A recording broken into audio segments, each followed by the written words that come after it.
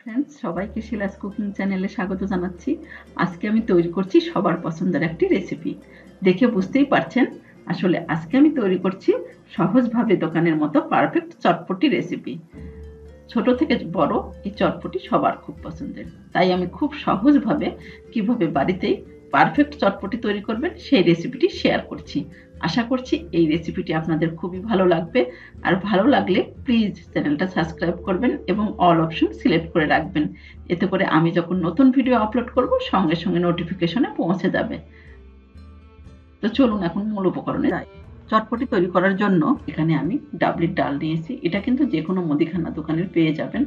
তো এই ডালগুলো আমি খুব ভালোভাবে ধুয়ে আমি এটা জল দিয়ে ভিজিয়ে রেখে দেব প্রায় 5 থেকে 6 ঘন্টার মতো। আপনাদের হাতে সময় থাকলে এটা আগের দিন রাত্রেও কিন্তু ভিজিয়ে রাখতে পারেন।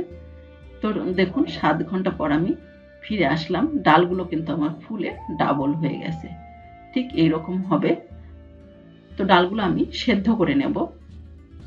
এজন্য আমি এখানে দিয়ে দিলাম কিছুটা জল, আর এখানে দিয়ে দিচ্ছি আমি লবণ, আর একটু কালারের জন্য আমি এখানে দিয়ে দিচ্ছি সামান্য পরিমাণে হলুদের গুঁড়ো। তো আমি এটা প্রেসার কুকারে সেদ্ধ করে নেব। তো এখানে কিন্তু আমি আরেকটুখানি জল দিয়ে দিলাম। আপনারা চাইলে কিন্তু এটা প্যানেও সেদ্ধ করে নিতে পারেন, তবে প্রেসার কুকারে দিলে তাড়াতাড়ি হয়ে যায়। তো মুখটা আমি বন্ধ করে দিচ্ছি, দিয়ে আমি এটা প্রায় 7 থেকে 10 মিনিটের মতো একটু ফুটিয়ে নিলাম। তো 10 মিনিট পর আমি ঢাকাটা উঠিয়ে নিলাম। দেখুন ডালটা কিন্তু খুব ভালোভাবে সেদ্ধ হয়েছে। এরপর ডালের যে খোসা সেটা কিন্তু উপরে ভেসে উঠেছে। তো এটা অবশ্যই চেষ্টা করবেন এই খোসাটা ফেলে দেওয়ার। দেখুন ডালগুলো কিন্তু আমার খুব ভালোভাবে সেদ্ধ হয়েছে। এমনভাবে সেদ্ধ করতে হবে যেন ডালগুলো উপরে গোটা থাকবে কিন্তু ভিতরে নরম হবে।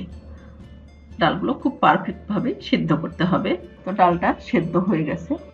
তো এই পর্যায়ে আমি এখন গ্যাসটা বন্ধ করে দেব।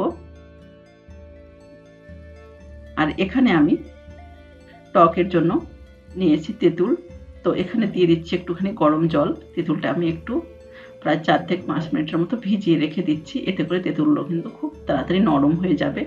তো 5 মিনিট পর আমি তেঁতুলের থেকে একটু চিপে এর রসটা বের করে নেব। খোসা বিচিটা ফেলে দিচ্ছি।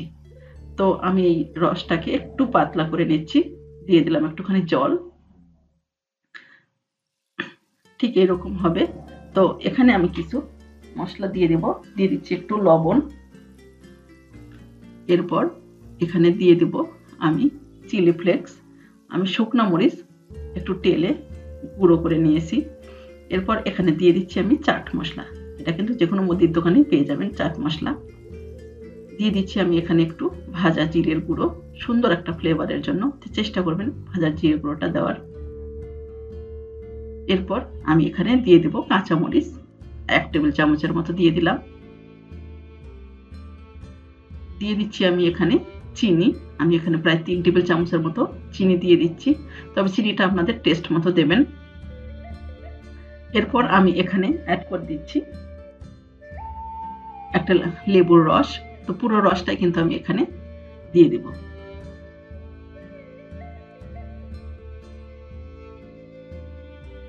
তো রসটা আমি কিন্তু দিয়ে দিলাম। এরপর আমি খুব ভালোভাবে একটু চিনিটা গলে যাওয়া পর্যন্ত খুব ভালোভাবে মিশিয়ে নেব।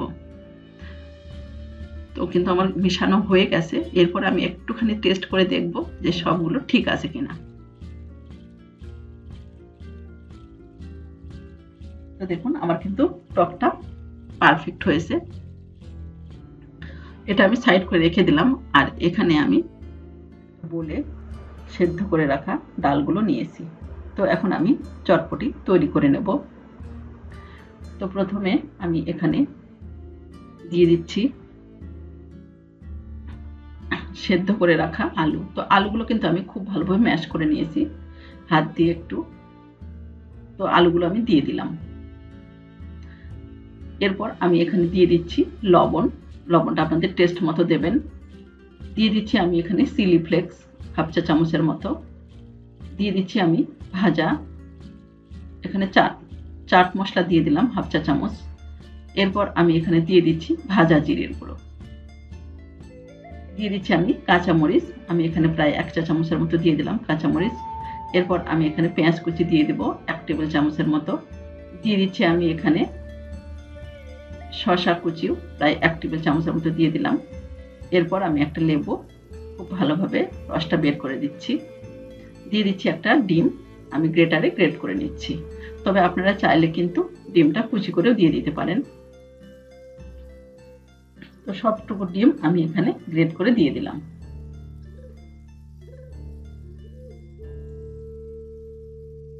এরপর আমি এখানে সে টকটা দিয়ে দিচ্ছি।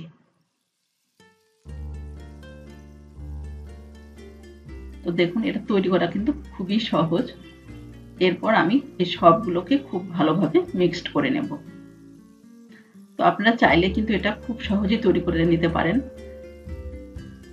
অনেকে ঝামেলা মনে করেন, তবে এটা তৈরি করা দেখেই বুঝতে পারছেন কতটা সহজ। তো আমার কিন্তু সবগুলো উপকরণ খুব ভালোভাবে মিশিয়ে নিলাম। এরপর আমি সার্ভ করে দেখাচ্ছি।